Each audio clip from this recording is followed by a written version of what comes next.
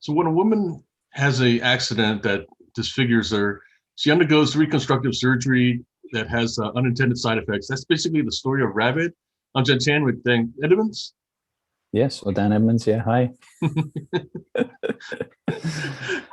And yeah, so different times, I think we've talked before about how sci-fi tends to really, push the limits of science also in different ways and stuff. And I think, interesting kind of part of that is just simply how, we often find that like, something about the limits that it does push that it's almost like exploring and then kind of tapping into something that then inspires us to kind of push our borders of technology and to what we're capable of doing. Yeah, no, I mean, for me, David Cronenberg's movies have a very kind of strong and relevant theme through a lot of them, which is this idea of a transhumanist sort of melding of technology, science, and our bodies, basically, and where those limits lie, what could actually happen, what sort of realities we'd be living in, and where would the reality of our physical bodies end, and where would a imposed or imagined reality or that's kind of created for us would begin, in everything from Videodrome, which is this idea of us sort of merging with things that we see on the screen, and Existenz, where it's a virtual reality which our bodies are being extended into, where we don't really know what's actually part of us and part of the created reality. These are the sort of themes that are still very relevant, really, as we now are actually getting to a technological point where these things are starting to become possible. I mean, some could say that even this is basically your first cybernetic attachment to the body is your phone. Basically no one goes anywhere without them, and there are interface into a technological world. So I'm sure our kids will be laughing at us for carrying these, because there'll be some other sort of way of interfacing with stuff. But that's the most obvious kind of connection I can see.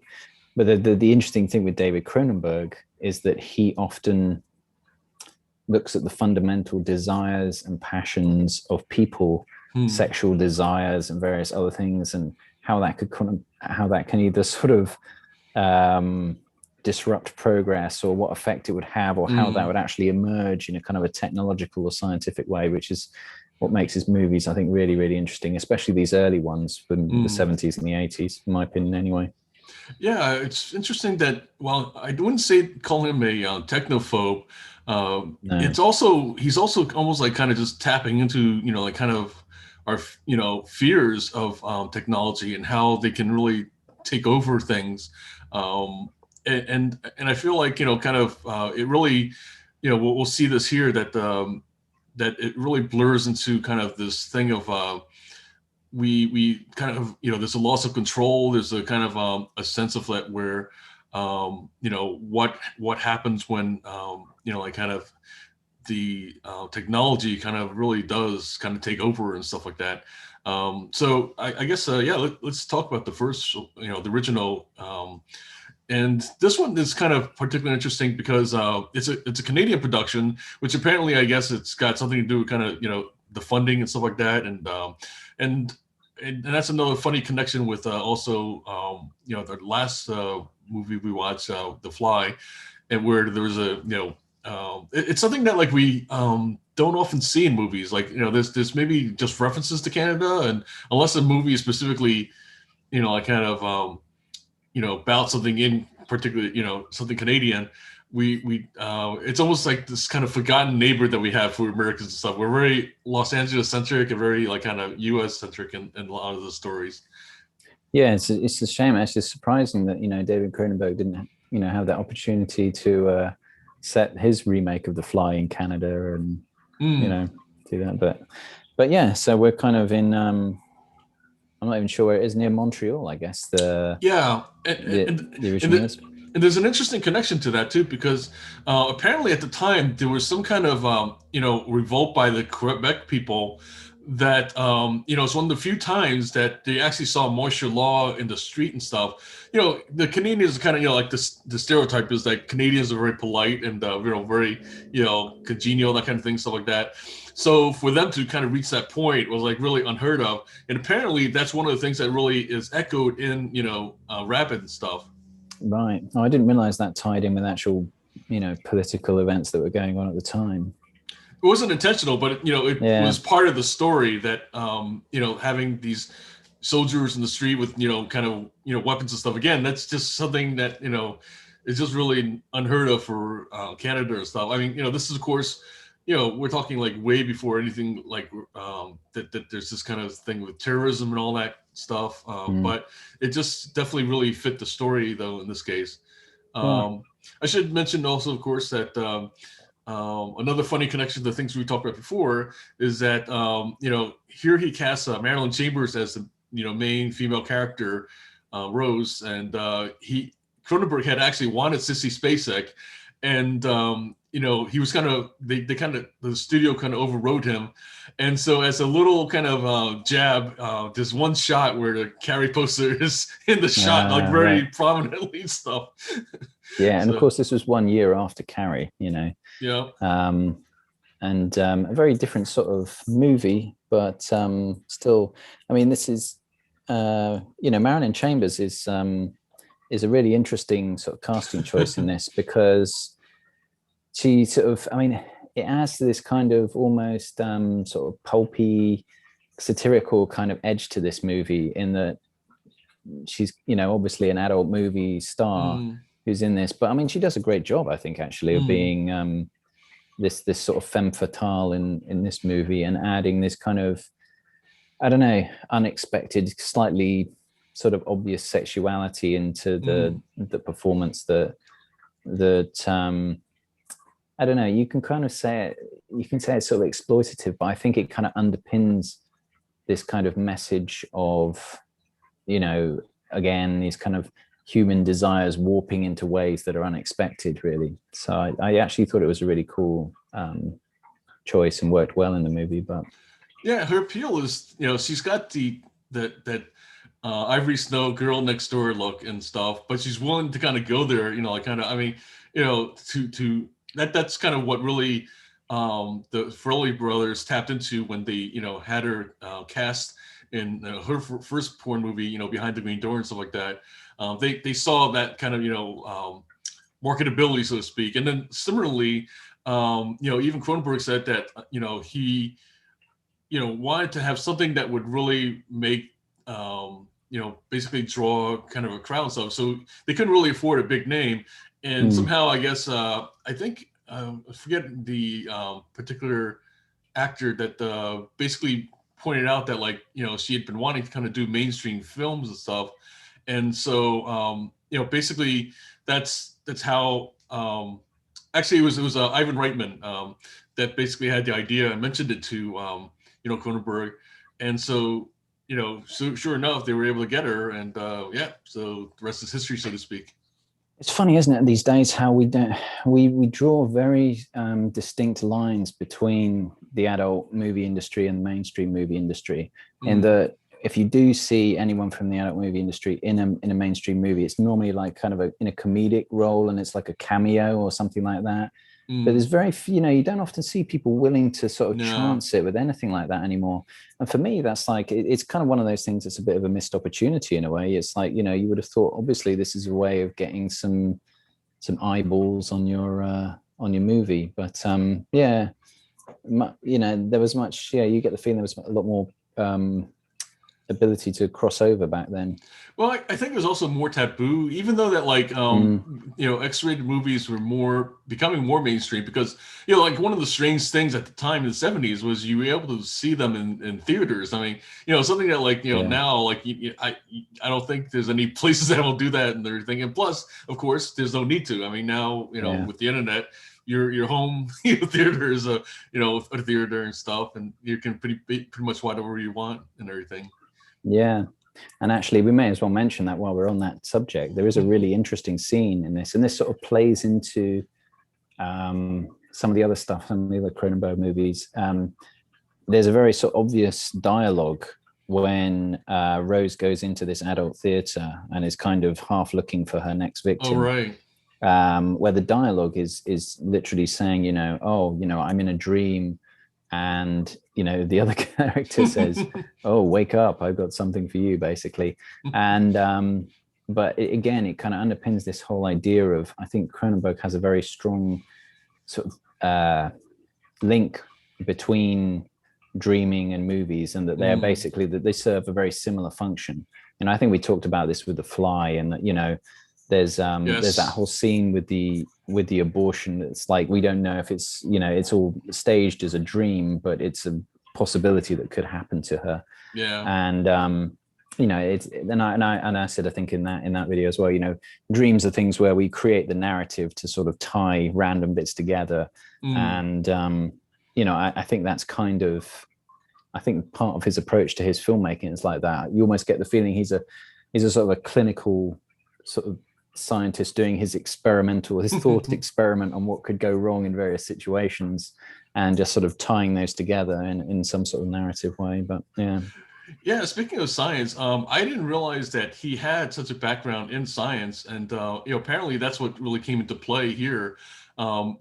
He talks about I'll share a link for the video where he was like basically at a panel that he talked about studying science at the University of Toronto, and he realized that his temperament just wasn't for science and stuff. I think we might have mentioned that in The Fly. Yeah, I think so. And anyways, he just like didn't see himself spending years doing repetitive research projects before coming up with something. So he's like, well, I can make up my own science. So here, in the movie Rabid, he basically invented stem cell research. I mean, before any of us had even heard of this technology.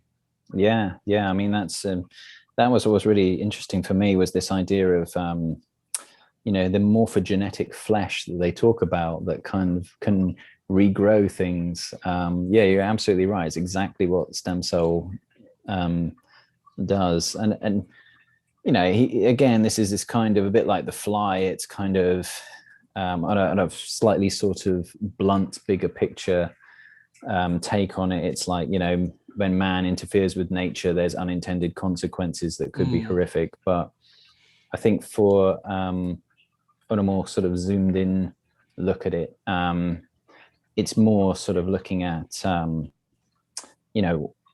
what it is that drives us to actually mess around with the flesh and sort of see what sort of comes out of it. I mean, I thought it was very interesting that he because you could have framed the whole morphogenetic flesh stroke stem cell storyline in any kind of scientific setting, really, but he specifically chose plastic surgery. So that's obviously this kind of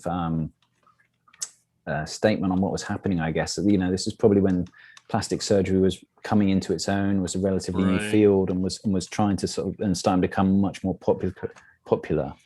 And I guess it's this kind of comment on superficiality. Our superficial desires are sort of may turn back in on us and cause unintended consequences.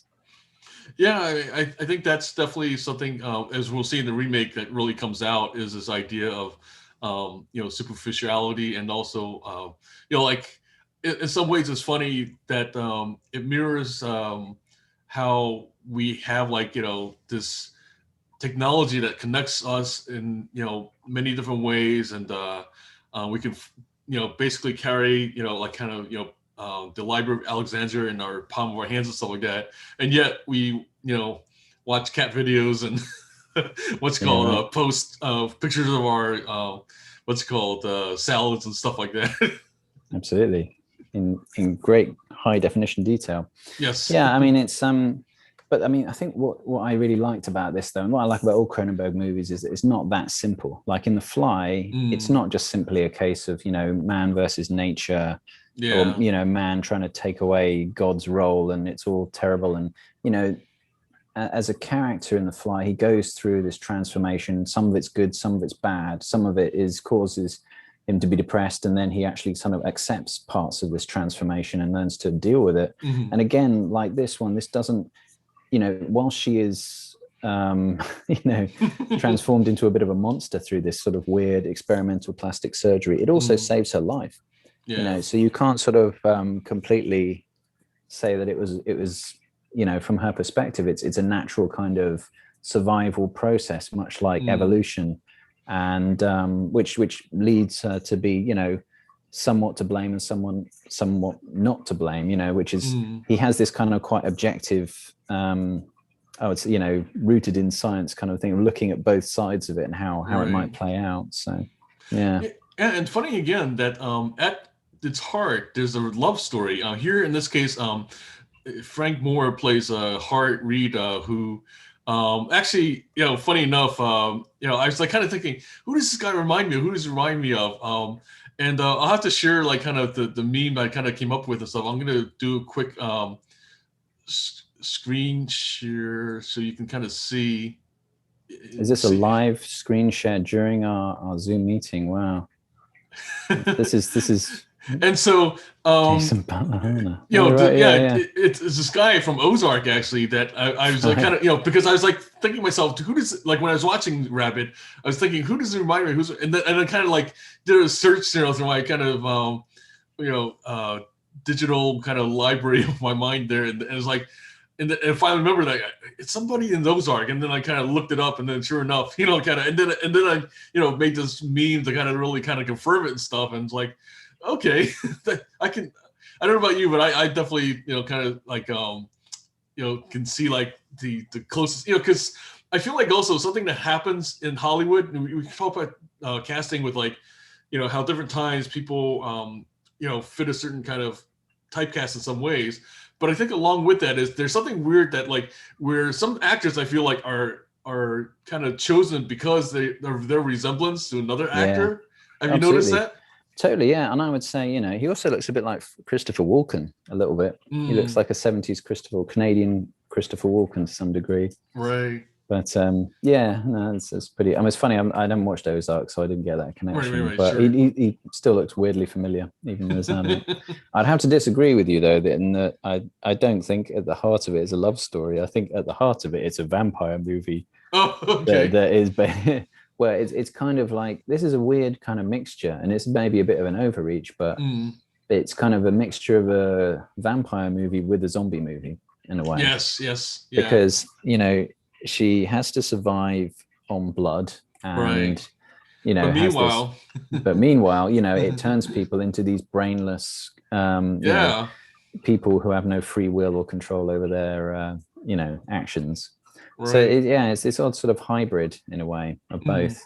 I mean, you can also kind of say, there's this very kind of interesting kind of sexual undertone to it as well. Right. She is basically, she uses this weird sort of new desire to prey on both men, women, and even to some degree animals, which then doesn't sort of work out. And this is like a woman penetrating men with her weird armpit kind of phallic thing going on. But it's sort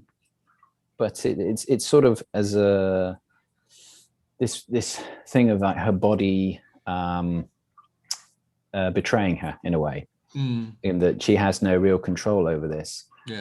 But she's not entirely. Again, though, this is this thing where he sort of plays both sides of the conscious will card in this, because she's aware of what she's doing, but she has to succumb to the biological need to survive and to sort of satiate this thirst.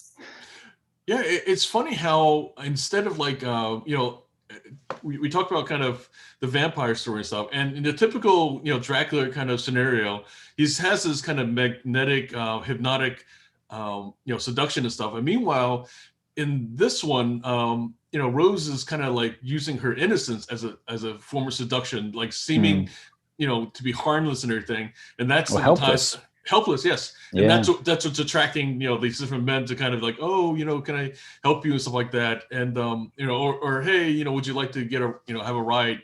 And then meanwhile, yeah, they become the unwitting victims of her basically sucking them dry and stuff like that.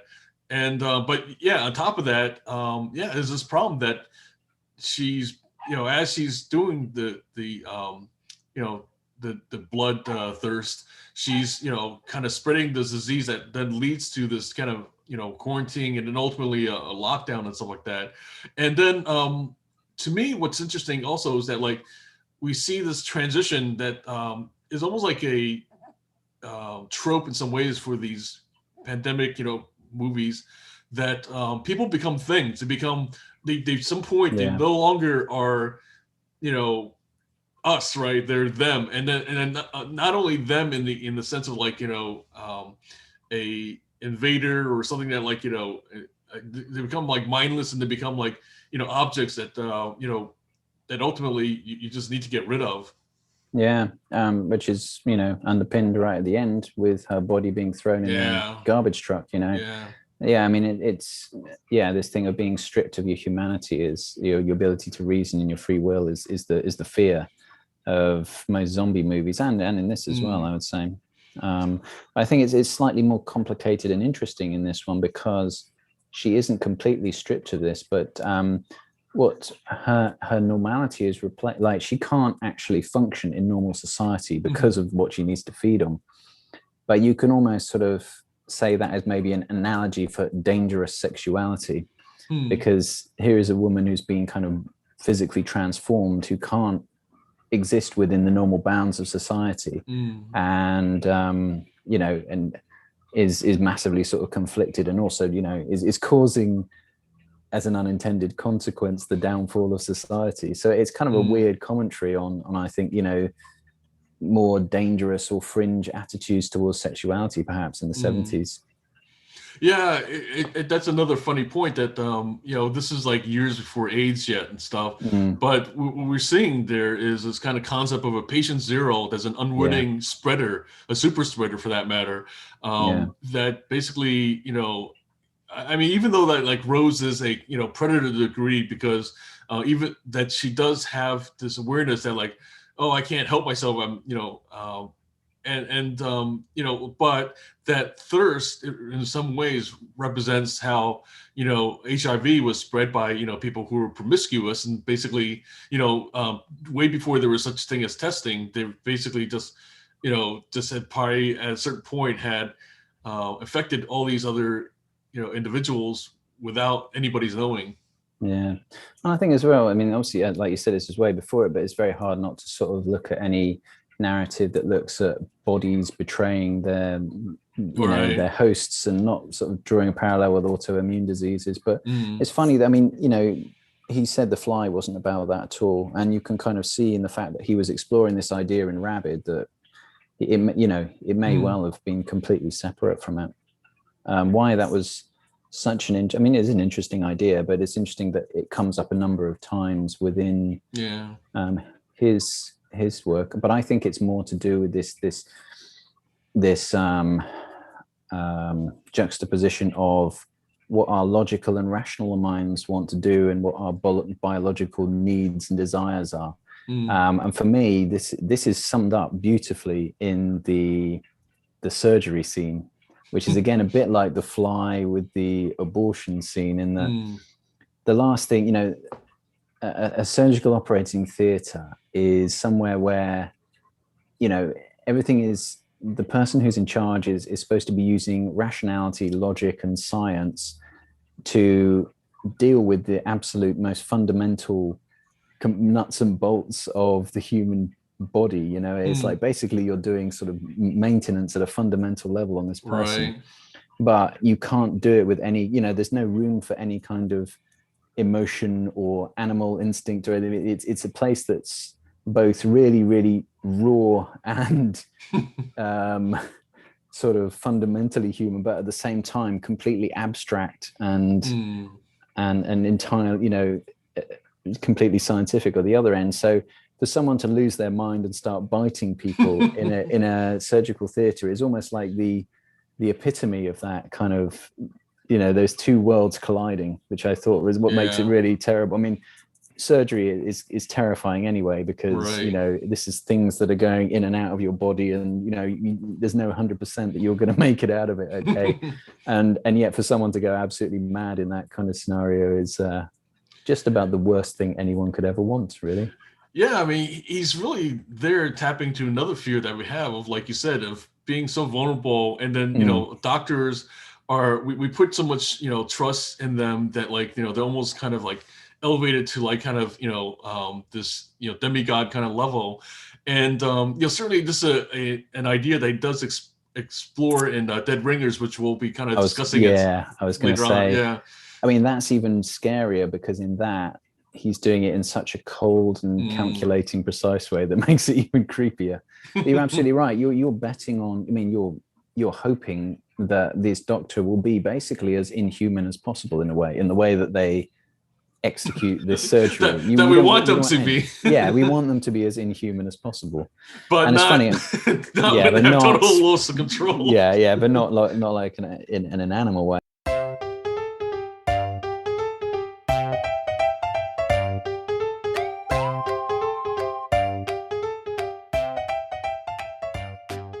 I mean, you're hoping that this doctor will be basically as inhuman as possible in the way that they execute this surgery. we want them to be. Yeah, we want them to be as inhuman as possible. But and not, it's funny. but not total loss of control. Yeah, but not like in an animal way. But yeah. And I mean, it's funny because I mean, I spoke to someone who works in reinsurance about claims that are made against sort of hospitals and things like this, and he has to deal with the numbers of operations that go wrong and then work out how much that costs every year and things like this. And I said, given the choice of having a robot or a human operate on you, he said, oh, robot every time.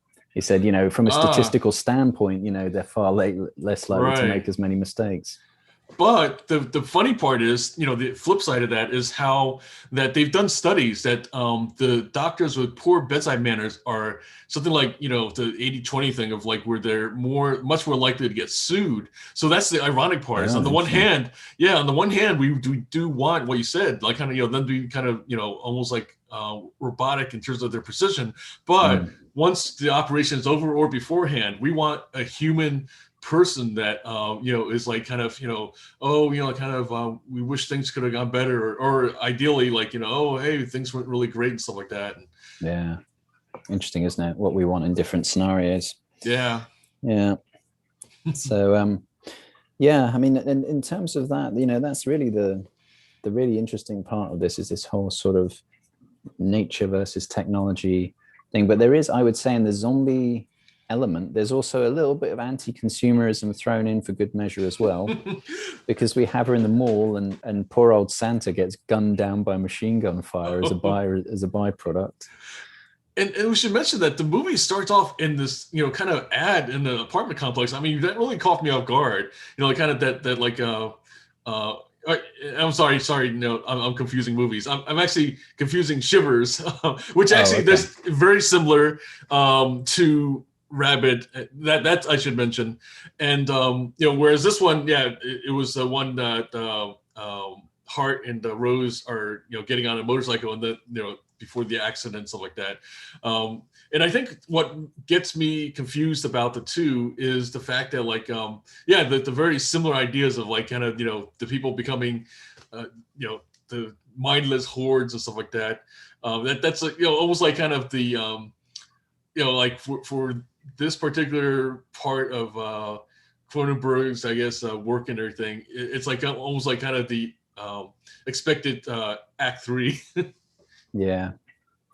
I mean, it did feel a little bit crowbarred in there, and of course, I guess it was just much better done in Dawn of the Dead. But it was interesting to sort of see that. The other, I mean, to be honest with you, the main thing that I took away from this movie was something that it was the way the scenes were set up, and that we didn't really get a lot of characterization of Rose's character, but what we saw was lots of scenes where, like you said, she's kind of either helpless but sort of manipulating the scenario. But I couldn't help thinking a lot of these scenes were kind of like almost like the setups for porn scenes, basically. Like, there's the recovering patient in bed who's kind of naked, and then, someone goes into comforter, or there's someone who inexplicably in a barn, or, there's someone in a movie theater, and then, it was like each of them kind of felt like they were about to set up a scene in a porn movie. But then, of course, something goes completely bizarre and wrong. But then I started thinking about this. Actually, the way scenes are constructed in both horror and porn are quite similar in a lot of the ways, because you often have like someone who's, it's always like someone who's alone in a sort of particular unexpected situation, or there's an unexpected stranger who turns up and, is going to do something, but there's a lot of sort of similarities actually in a lot of scenes. And one is, it's the tension, it's tension before either one or two outcomes.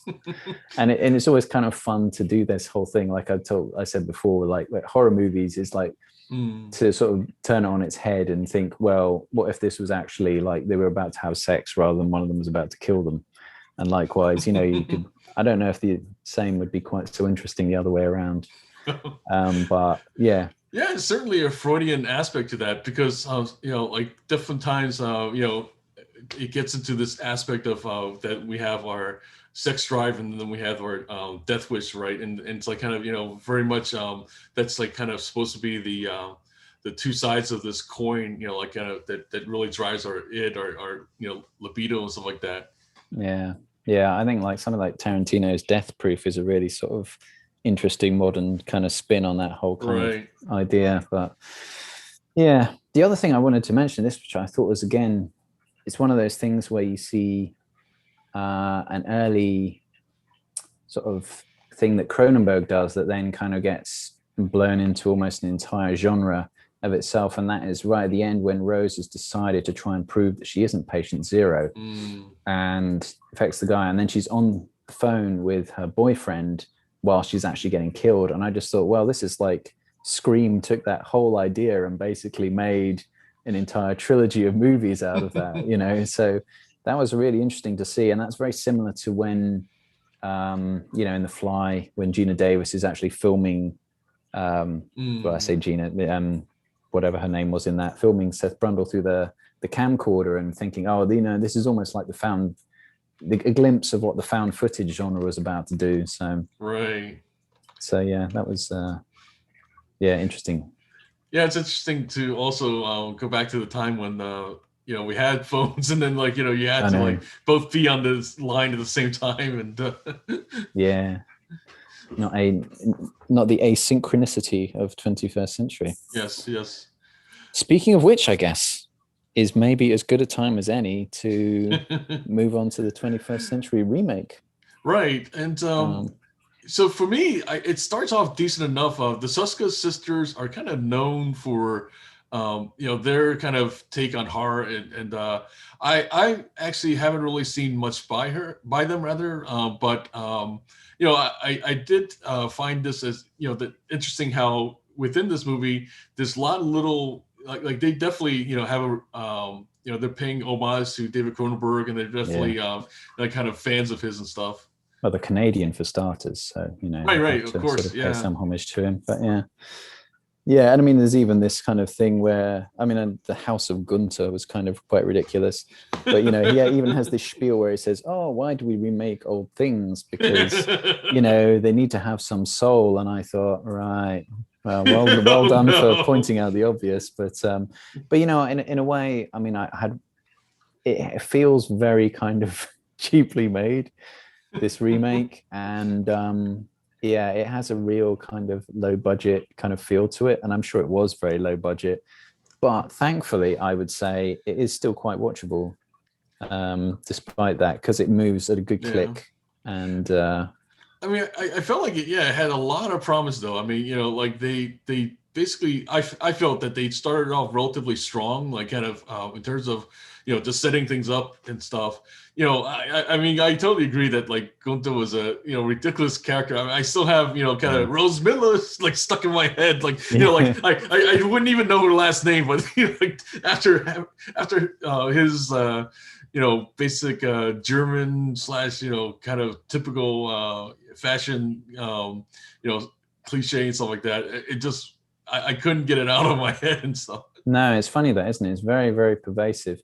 And it almost sounds like a German word that he's just saying. He's saying it like it should be one long German word, but it's like Rosmiller, like that. But yeah, so he was totally ridiculous. I mean, they spent 10 minutes trying to sort of, build some characterization that was kind of a waste of a time, oh, she's scarred and she's underappreciated at work and she's going on a date, but the date goes wrong and blah, blah, blah. But thankfully they cut it all pretty short and get to the action. So and they had to like do the thing of the ugly girl and glasses thing. Like there's a guy that I recently came across that like, if there's one trope that like he would like, basically, punt out of the stadium, it would be just, getting rid of that and stuff. I have to agree that like, like why do they have to like kind of have, like when they want to kind of like down, basically bring down the look of a woman in particular. They put on glasses and stuff. Yeah. I mean, that and the weird fake bump in the nose. Right. And I mean, I thought it was quite interesting that they used the fashion industry rather than plastic surgery in this, in that it was more this kind of, I guess it had this kind of thing of what is the act of creativity and art, and what is it that creates good art or bad art, and it's, I guess, this kind of, they kind of just, for some reason, when she became a vampire, she suddenly became a very good artist at the same time. It's there wasn't a lot of exploration of that, I didn't think, but yeah. I mean, that's what it felt like overall. Excuse me, that they touched on things, but then they kind of just only went so far with it and stuff. Like that was something they dabbled in. They dabbled into like here they actually call it stem cell. That's what's kind of interesting too. That like now they're kind of tapping into technology, and but it's, even though that like we're basically the same idea as the original, it's also like seems once again that like rather than kind of investigating this or kind of looking into how technology can get distorted and this or that, it just kind of like quickly degenerates into kind of like this schlocky kind of B horror. Like I mean, it just felt like that's kind of really like at a certain point we just kind of shifted gears to like okay, we had enough of like kind of the stuff that is like looking at superficiality and art, and then how different times like that's an issue and stuff, and then but let's just dive into the horror like you said. Yeah, and I mean, I think it's, in a way, if you don't, I think this movie is not supposed to be taken too seriously, and it is quite funny. And I mean, for me, one of the best bits was actually after she's had the first accident, and like you talk about bedside manner, the doctor in this is very kind of downplayed, very monotone, and he's just like, yeah, I mean, this shouldn't really be, you shouldn't sort of worry about this too much. It's going to just be, this isn't the final product. When you look at these injuries, you may just want to avoid mirrors for a while, which I thought was really funny. And obviously a good throwback to the whole vampire kind of trope as well. But then the actual reveal of the prosthetic kind of effects that they used on her mouth, I was expecting, I don't know what it was. Maybe I've just been watching too many high budget horror movies, but I found the effects quite laughably bad. And when they were revealed, I really did have a good laugh. But they kind of seemed a bit silly to me. But it was it was kind of fun, at least. They mentioned a bit of vegetarianism and stuff like this, this kind of thing. Right. You and Chelsea's like, you're either the one being eaten or you're eating some other creature. So it says as simple like that. And of course, that sort of smacked around your head by the fact that she's then drinking blood off steaks and things like this later on. But again, nothing particularly insightful about the treatment of animals or anything like that. Yeah. So it's kind of. I mean, that also felt like a call to a film that was like a couple years before that called Raw, which is basically a woman that kind of is a vegetarian, then she likewise has this kind of operation that then she ends up kind of suddenly having this craving for flesh and stuff like that. So right. Yeah, so I don't know about the connection. It might be like maybe just like kind of just what maybe somewhat of a not totally ripping off, but like kind of where they kind of got some of that idea and stuff. Yeah, I did enjoy the scene where she was injecting smoothie into her sort of wounded mouth. That was kind of interesting. I mean, I guess there's, I don't know if there's a deeper sort of message about the fact that she has her mouth wired shut. And in this kind of thing that like she's also underappreciated at work. So it's kind of like, this thing of, maybe her true self is once she's been healed and she can actually speak creatively through her art. So I'm probably reaching a bit too much into something deeper there. I don't know. But, and also, they do mention more specifically this idea of transhumanism in this with the stem cells. But again, it's kind of a half-hearted thing. It doesn't really talk about technology at all. It's just this sort of weird stem cell experiment, and there's some random voiceover about vampires that doesn't really kind of make sense other than until you find out at the end what's going on.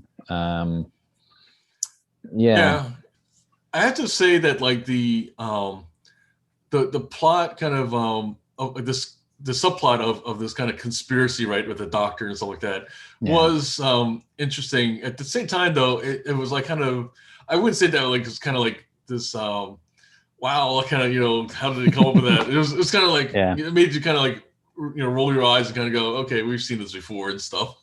No, I mean, I thought it was a kind of I mean, it's quite an interesting idea, this idea that you could take something like a cancer cell that is a cell that is fundamentally immune to any kind of white blood cell or attack, which is what makes it so dangerous, is its immortality or its resilience. And then this, turns a person into a semi kind of immortal cancer stroke human, and that's what they used for it. So that's kind of an interesting idea. I mean, it basically just created like a sort of a weird cancer zombie mother at the end, right? We saw, but there was no real kind of interesting kind of play with that. But there's lots of quite gratuitous violence all the way through, and some quite funny scenes. So it was quite watchable in that respect. Not a classic by any stretch of the imagination, right. But I mean, it's obviously very self-conscious and very kind of tongue-in-cheek. So I did kind of enjoy it in that respect. It's definitely much better than the remakes where they try and take themselves far too seriously. That's true. I mean, I see that there is some. There's definitely some. I think these two sisters have some interesting ideas. I think it's more just either the execution or maybe they haven't followed through into some real interesting new ground with them. But yeah, I don't know. Who knows? Maybe the Soska sisters will come up with something groundbreaking at some point. I don't know. But it was fun, at least. I had a lot of fun with this movie. Yeah, I mean that's for sure. It definitely was what's called wasn't something that kind of dragged on. It kind of very much kind of kept things at a very tight clip. I thought I should mention also like some interesting connections to some of the things we watched before. The doctor Ted, played by Ted Atherton, was previously in the Andromeda Strain, so that's an ironic kind of correction. I thought he looked familiar. Yeah. He was Secretary of Homeland Security, and then the other doctor that initially referred her to to the plastic surgeon or the reconstructive surgeon and stuff was in Watchmen as Hollis Mason and stuff. So that's another funny connection. Right. Yes. Okay. Interesting. Yeah. Now you mentioned it. It's Yeah. And actually, it has to be said, this is one of those. I mean, it's looks remarkably low budget, this movie, and it's one of those things where you think, oh, I feel sorry for the actors in this because I can't see them going on to do much. But thankfully, it seems like both Laura Vandervoort and Oh yeah. the other lady, somebody Talbot, they actually went on to some pretty decent things. Actually, they both gone actually. They've gone into Star Trek Discovery or various other sort of reasonable TV and movie stuff. So it's that's kind of good. Much better than Marilyn Chambers did as a result of the original Rabid, because there wasn't much she did after that, from what I can tell. Yeah, it's a funny thing that that ultimately you think that she would at least get more what's it called just roles that that she would be a cameo or something like that, or something, and but really nobody else really kind of took a chance on her, so to speak. And I think part of it was that just we hadn't reached a point in Hollywood that there's that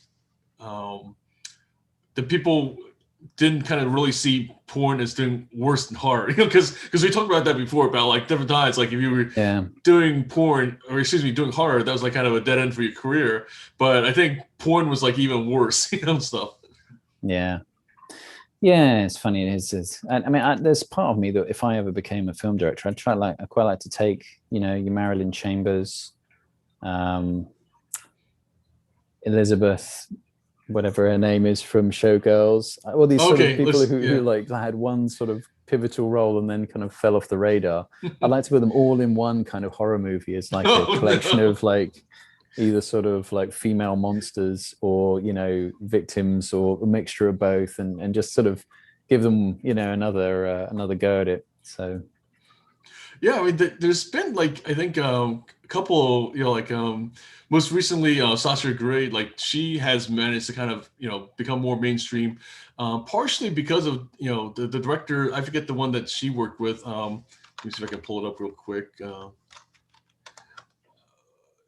It was Steven Soderbergh. Right. Basically kind of had her starring in the Girlfriend Experience, but then again, what she's playing in that one is the Call Girl. So I think that's partially the problem, is that it's not even so much that now we're kind of that we have less of that kind of stigma to doing porn and stuff like that. But I think now we're we still haven't overcome this idea that we as we talked about with actors, that if they get kind of put into a typecast, then it's like kind of really, that's harder for them to kind of go beyond and stuff, I think.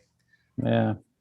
And it's interesting looking back at this, this time in the 70s where like horror and porn were sort of viewed in the same way. And yet we've never really, you think of all the different sort of genres that can merge and cross over and things like this. We've got something like WandaVision, which is like half sitcom, half superhero drama. And, there's lots of sort of stuff's crossed over, but it seems like there's never been like something where porn crosses over and, turns into something else. And though it's a very half-hearted kind of effort, as soon as there's any kind of explicit sex, it is clearly just delineated from the rest of all media. Right. It's really, unless it's kind of maybe some European art house stuff, which does occasionally. I was going to say, if it's a little bit more highbrow, then you can kind of get away with it, like Game of Thrones, right? Where like kind of, I mean, some of the stuff that like they got into, it was kind of amazing that they like kind of didn't get branded the same way and stuff. So I guess fantasy and porn kind of seems to kind of work in people's minds, but not horror though. Yeah. Funny, isn't it? Yeah. Who knows? Maybe give it another 20 years and we'll see what happens. Right. As we've seen with Brave New World, everything has to sort of converge at some point. So, all trends converge. So we'll see. So, one of the things that we were looking at coming up for our look at David Cronenberg was The Dead Zone. Now, that's a relatively extensive watch. So, Dan and I are going to put that, kind of a little bit on the back burner. But meanwhile, we thought that what we're going to start looking at is other, movies that have become remakes by, kind of the king of the source material, which would be, of course, Stephen King. And, no pun intended there. And, certainly, we'll plan to look at the Children of the Corn, Pet Cemetery, and then there's of course other films such as The Stand, or series rather, that such as The Stand and Shining, that became a series at a certain point that we'll be looking at. So so once again, I'm John Chang with Dan Edmonds. Thanks for watching, and we'll see you at the movies.